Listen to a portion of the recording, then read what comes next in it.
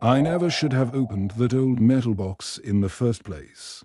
Maybe it was just some long-gone soldier's last remaining memento, something precious to him before he died. But I didn't think about that until after I already shook the dust off of it and pried it open. And then I heard it. That awful sound broke through the quiet of the tunnel like a banshee's wail. My flashlight beam danced with the shadows on the wall as I backed away from the box. Sounded like a woman screaming, a tortured and tormented soul clawing for a purchase on the other side of the barrier between the living and the dead.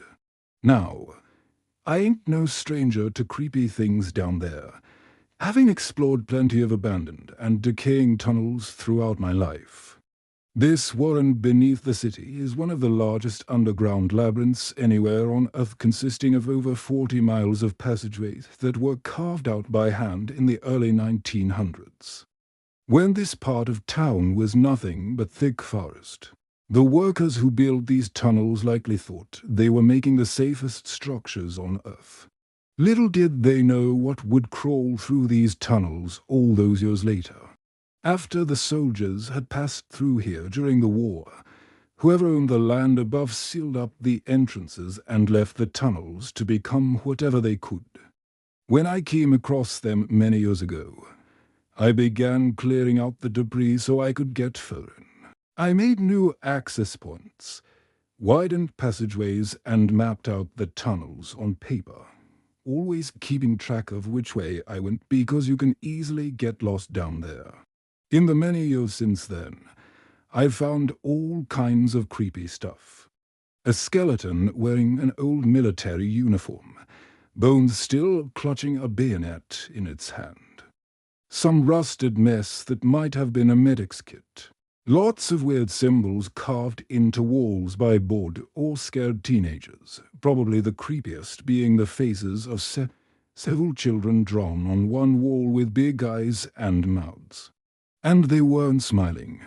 Even weirder was the unsettling message scrawled underneath them. Don't come for me. But none of that compared to what I found in that box.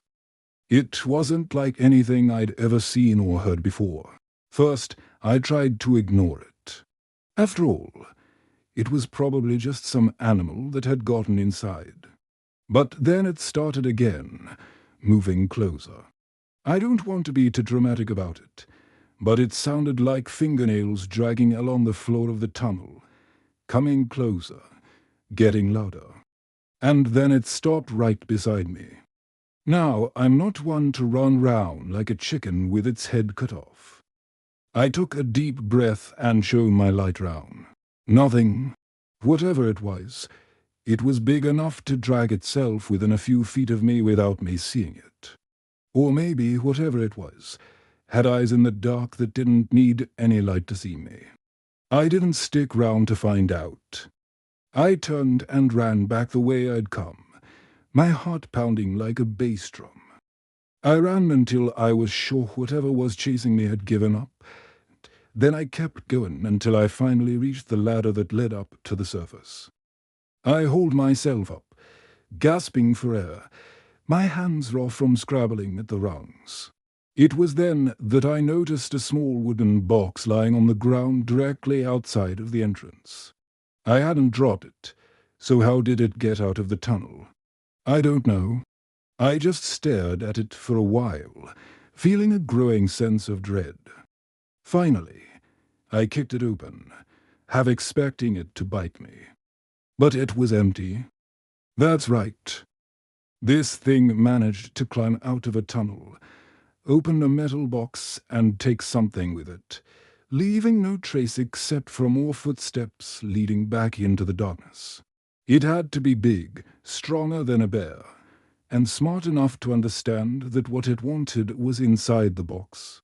The next day, I brought a camera crew down there to film a segment for our local TV channel. Even though we were filming, I was still nervous. I mean, I'd never seen anything like that before, and I've worked in the creepiest places imaginable. As we entered the tunnel, I pointed out the box and how I'd found it knocked open and shoved to the side. Then I showed them the spot where the footsteps ended abruptly, as if whoever or whatever had climbed out of the tunnel had vanished into thin air. I also pointed out the moss-covered shovels leaning against the wall and the rusty picks that had been used to carve up the tunnels. When the TV people saw those, their eyes lit up. It was exactly what they wanted. They told me we de-hit the motherlode with this story, and were going to get tons of ratings off of it. I just hoped whatever had taken that box wouldn't be coming back to look for what was left behind.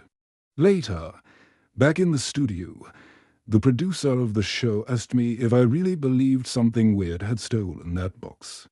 I told her I didn't know. There was no way we could prove anything had crawled out of there. She smiled and patted my shoulder. That's why we added the sound effects, Robert. I nodded slowly, realizing she was joking. Relief washed over me. Of course she was joking. Why else would she have put those sounds in the finished product? When the show aired that night, I watched it with a few friends. I'll admit it was fun seeing something I knew appear on the screen for everyone to see. Plus, the footage of me looking scared as hell while holding a flashlight in front of me was pretty funny. But then, the producer came on afterwards to give her commentary. She talked about how great it was to have a real mystery on their hands, saying it was unlike anything she'd ever seen before. She said they'd even had some locals come in to do voice dubbing to make it sound like there was something actually breathing behind me in the darkness. I sat frozen in my seat as she spoke, the hairs on the back of my neck standing on end. Did she just confess to faking the whole thing? But then she smiled and continued talking, so maybe not. But after she finished, my friend leaned over and whispered, "That tunnel goes on forever. No one comes out of there alive." I looked at him confused, but he just shrugged and changed the subject. I guess he was trying to be funny, but it only made me wonder, was he messing with me or was there something wrong with him? That same night, I woke up in a cold sweat. It felt as if I were back in that tunnel, crawling slowly toward me in the darkness. Then I heard the scraping sound again, this time louder than before. It seemed as if it were in my bedroom with me. I bolted upright in bed, my heart racing, and stared round in the darkness. All was silent.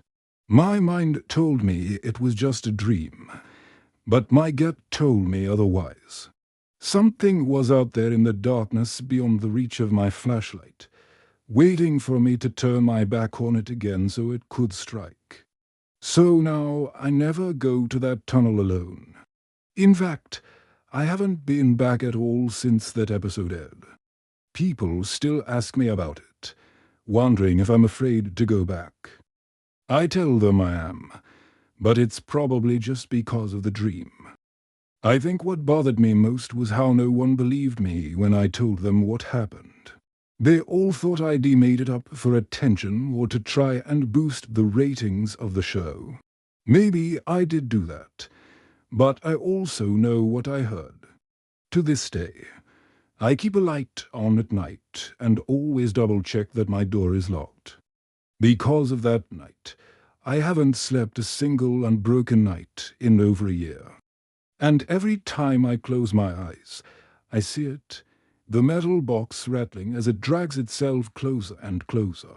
And every time I hear a floorboard creak or a pipe moan in the night, I think I hear it again, the sound of something clawing its way out of the darkness to steal whatever it wants.